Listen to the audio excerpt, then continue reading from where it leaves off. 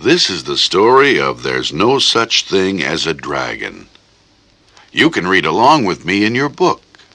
You will know it is time to turn the page when you hear the dragon wiggle his tail, like this. Let's begin now. Billy Bixby was rather surprised when he woke up one morning and found a dragon in his room. It was a small dragon, about the size of a kitten. The dragon wagged its tail happily when Billy patted its head. Nice dragon. Billy went downstairs to tell his mother. Guess what? There's a dragon in my room. There's no such thing as a dragon, said Billy's mother, and she said it like she meant it. So Billy went back to his room and began to dress. The dragon came close to Billy and wagged its tail, but Billy didn't pat it. If there's no such thing as something, it's silly to pat it on the head.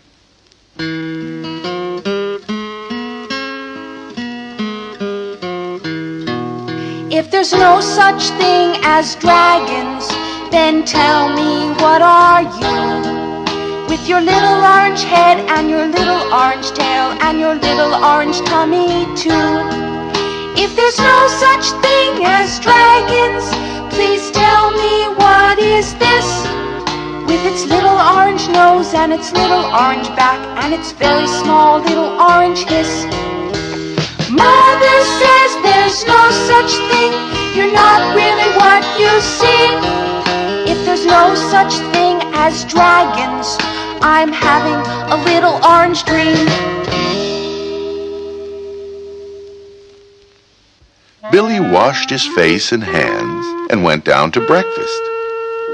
The dragon went along. It was bigger now, almost the size of a dog. Billy sat down at the table. The dragon sat down on the table.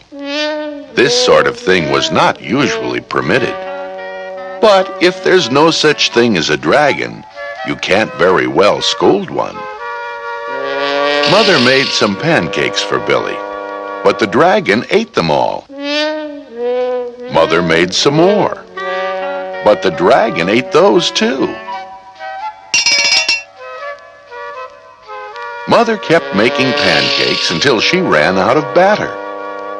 Billy only got one of them, but he said that's all he wanted anyway. Billy went upstairs to brush his teeth. Mother started clearing the table. The dragon, who was as big as Mother by this time, made himself comfortable on the hall rug and went to sleep. By the time Billy came back downstairs, the dragon had grown so much he filled the hall. Billy had to go around by way of the living room to get to where his mother was. I didn't know dragons grew so fast. There's no such thing as a dragon, said Mother firmly. Cleaning the downstairs took Mother all morning, what with the dragon in the way, and having to climb in and out of windows to get from room to room. By noon, the dragon filled the house. Its head hung out the front door, its tail hung out the back door, and there wasn't a room in the house that didn't have some part of the dragon in it. When the dragon awoke from his nap, he was hungry. A bakery truck went by. The smell of fresh bread was more than the dragon could resist. The dragon jumped up and ran down the street after the bakery truck.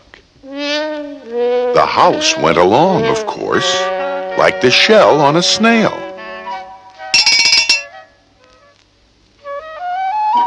The mailman was just coming up the path with some mail for the Bixbys when their house rushed past him and headed down the street. He chased the Bixby's house for a few blocks, but he couldn't catch it. Wait! Don't you want your mail? When Mr. Bixby came home for lunch, the first thing he noticed was that the house was gone. The house is gone.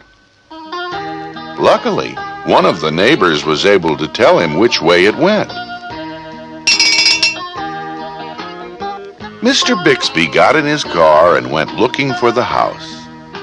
He studied all the houses as he drove along. Finally, he saw one that looked familiar. Billy and Mrs. Bixby were waving from an upstairs window. Over here, Dad!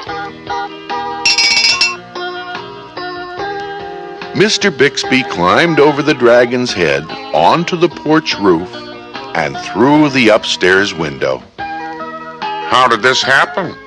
Mr. Bixby asked. It was the dragon, Dad. There's no such thing. Mother started to say. But there is a dragon. Billy insisted. A very big dragon. At this, the dragon looked up and smiled, and Billy patted it on the head. The dragon wagged its tail happily. Then, even faster than it had grown, the dragon started getting smaller. It got smaller and smaller. And soon, it was kitten size again. Mother held the dragon in her lap. I don't mind dragons this size. Why did it have to grow so big? I'm not sure, Said Billy. but I think it just wanted to be noticed.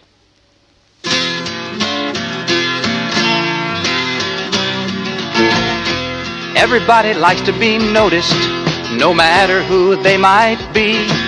It's hard when people pass you and pretend that they don't see.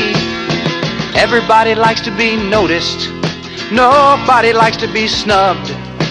And I know that most of all, everybody likes to be loved.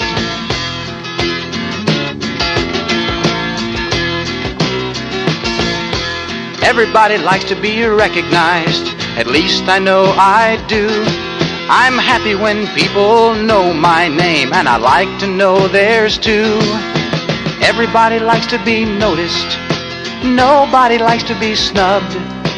And I know that most of all, everybody likes to be loved. And I know that most of all, everybody likes to be loved.